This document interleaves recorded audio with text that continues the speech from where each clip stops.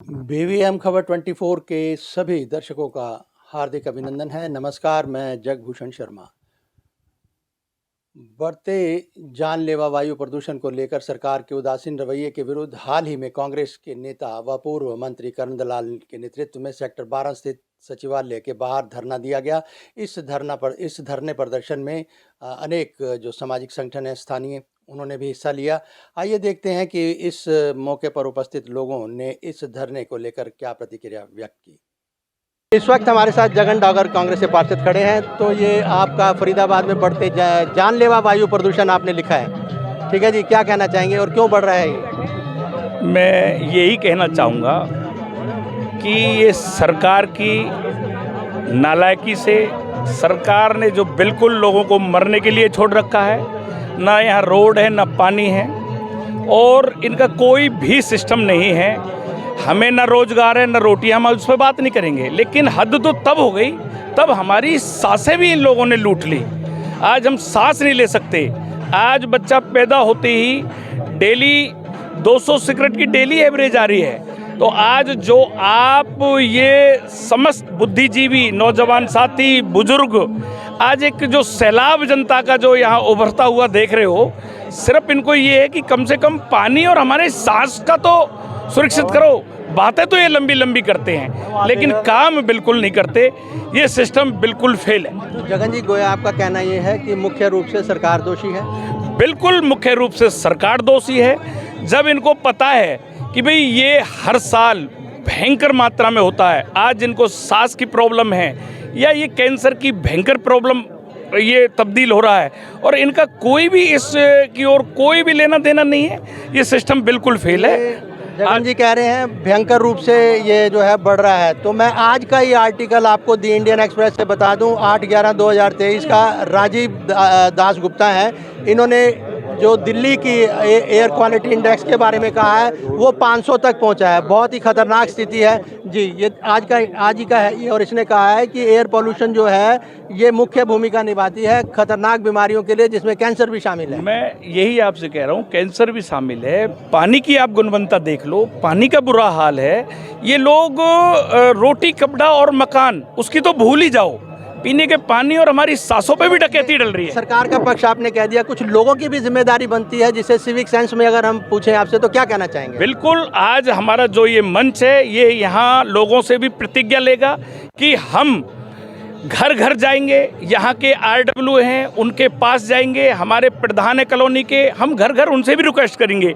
ये आज सांकेतिक धरना है, ये यही खत्म नहीं होगा, ये घर घर तक पहुँचेगा।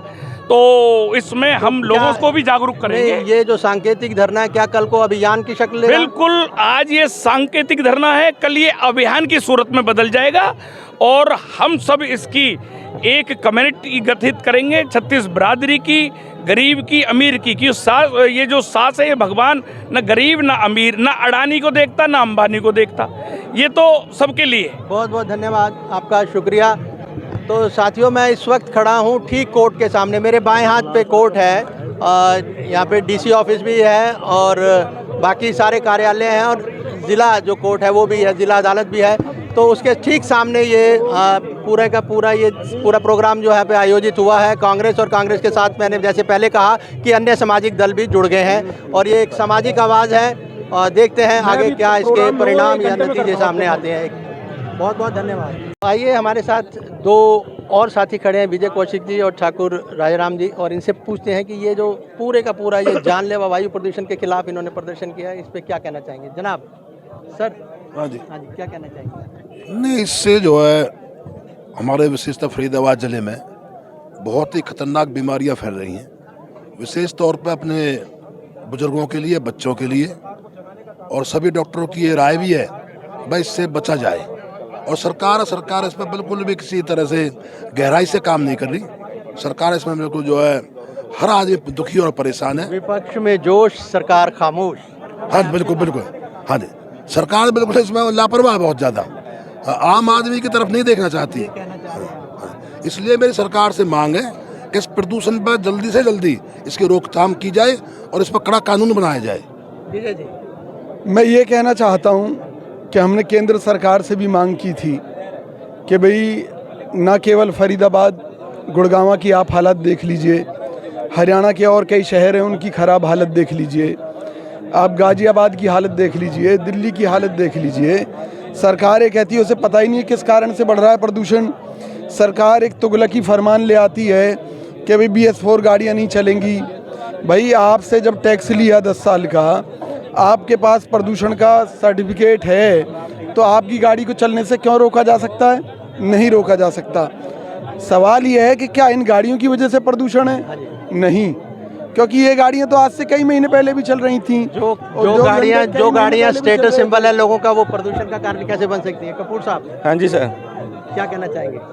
नहीं, ये सब जो है ना सरकार की लापरवाही का नतीजा है कि आज जो है लगातार कई सालों से प्रदूषण की समस्या है और वो उसको रिजॉल्व नहीं कर पा रहे हैं। और जो पराली जलाते हैं उन पे भी उनका कोई नियंत्रण नहीं है। ये कारण थोड़ी ना है। पराली आप देखो ना, पहले ये नहीं जलती थी। नहीं, आप बात मेरी एक बात सुनिए, पहले नहीं जलती थी। मेरी बात इतना बता दूं, हाँ या ना? मेरी बात तो सुन लीजिए। अगर मान लो पहले 10 लोग जलाते थे, आज 1000 लोग जलाने लगे, तो लेवल कितना बढ़ा? पहली बात, आज की खबर है 60-65% योगदान पराली का है, जो सुप्रीम कोर्ट में भी हुआ है। और सुप्रीम कोर्ट ने इसके लिए डायरेक्शन दी है सरकार को कि आप जो है इस पे कार्रवाई करें। और इस तरीके से सोए रहेंगे तो ये सुप्रीम कोर्ट भी बर्दाश्त नहीं करेगी और देश भी बर्दाश्त नहीं करेगा। और जनता तो मर ही रही है, जनता का तो बुरा हाल है सर। मैं आज के बारे में आपको ये जानकारी और दे दूं कि आज चौधरी करण सिंह दलाल जी के नेतृत्व में ये धरना रखा गया है।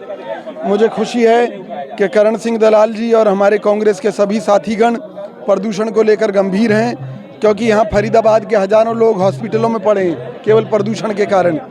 हज़ारों लोगों की जान संकट में है, लाखों लोग इस प्रदूषण के कारण उनका जीवन नरक होता जा रहा है। तो आज हम मांग करने जा रहे हैं कि भाई इस हरियाणा की खट्टर सरकार को बर्खास्त किया जाए, क्योंकि जो सरकार अपनी नीतियों के कारण, अपनी कार्यशैली के कारण प्रदेश के लाखों लोगों की जान का एक कारण बन जाए, उनकी जान जाने का, तो ऐसी सरकार को सत्ता में बने रहने का कोई हक नहीं है। तो ये थी आज की रिपोर्ट। नमस्कार, फिर मिलेंगे।